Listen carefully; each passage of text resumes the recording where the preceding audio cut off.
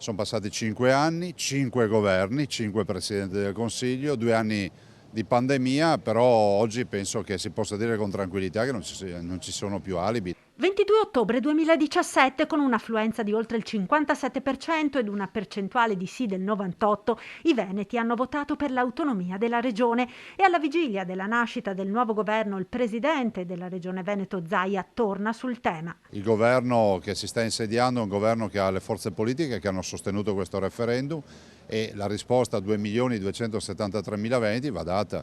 Voi ne sapete qualcosa, come televisione avete sostenuto con forza l'autonomia e penso che sia giusto ricordare tutti quelli che ci hanno creduto ed è giusto che tutti abbiano una risposta. Un tema caldo per il nuovo governo e che rischia di diventare incandescente nei rapporti tra le forze del centrodestra. L'autonomia non è la secessione dei ricchi, non è un atto di egoismo, ma invece la volontà di dire che è assolutamente in linea con la Costituzione. Non chiediamo nulla che sia di sovversivo, chiediamo l'applicazione della Costituzione. Se qualcuno ha cambiato idea sulla Costituzione, magari l'ha cambiata con la Costituzione in mano sventolandola, non può far altro che non fare guerra all'autonomia, ma andrà a chiedere che la Costituzione diventi assolutamente centralista e non federalista come oggi.